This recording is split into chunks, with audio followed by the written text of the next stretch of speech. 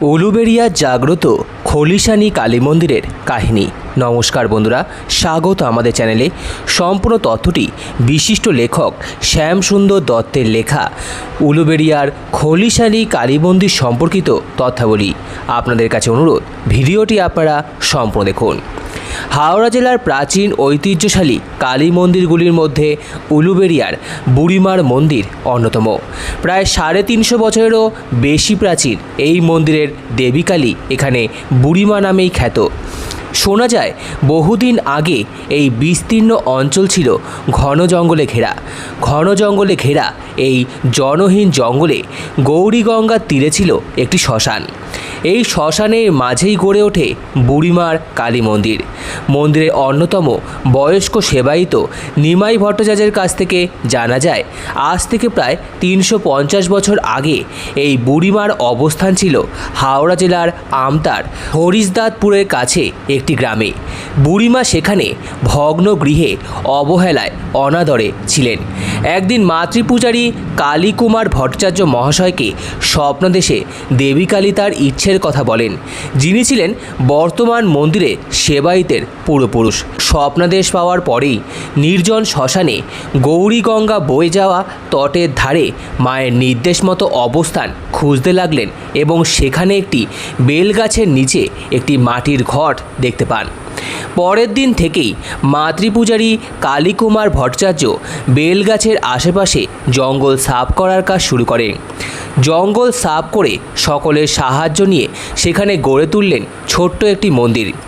বুড়িমার আশীর্বাদে এলাকা হয়ে উঠল জমজমাট। সেই থেকেই মায়ের নিত্য সেবা কার্য এবং পূজা অর্চনা চলে আসছে। প্রত্যেক বছর কার্তিক মাসের কালী পুজোর দিন মায়ের মন্দিরে মানুষের ঢল নামে। সারা রাত ধরে চলে পূজা অর্চনা, আরতি এবং হোমযজ্ঞ। এই খলিশানীর কালীমা হলেন মা ভবতারিণী জগজ্জননী বুড়িমা। প্রতি 12 বছর অন্তর মৃন্ময়ী মূর্তিকে বিসর্জন দিয়ে নতুন মূর্তি স্থাপন করা হয়। ঘরের মেয়ের বিদায়ের সময় হাজার হাজার মানুষ বেদনায় ভেঙে পড়েন।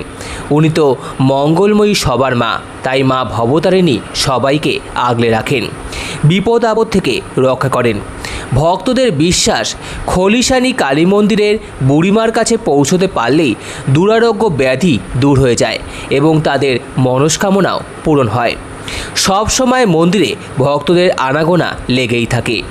মন্দিরের পিছনে একটি পুকুরে বুড়িমার স্নানঘাটে বিগ্রহ নিরঞ্জন করা হয়। পুরনো বিগ্রহ নিরঞ্জনের পর মূল মন্দির সংলগ্ন নাট মন্দিরে নতুন বিগ্রহ তৈরির কাজ শুরু করা হয়। মহালয়ার পরের দিন মাতৃপক্ষের প্রতিপদে বিগ্রহ স্থাপন করা হয়। এক সময় ডাকাতরা এই মন্দিরে পুজো দিয়ে মায়ের আশীর্বাদ নিয়ে ডাকাতি করতে যেত, যাতে রাস্তায় কোনো বিপদের সম্মুখীন হতে না হয়।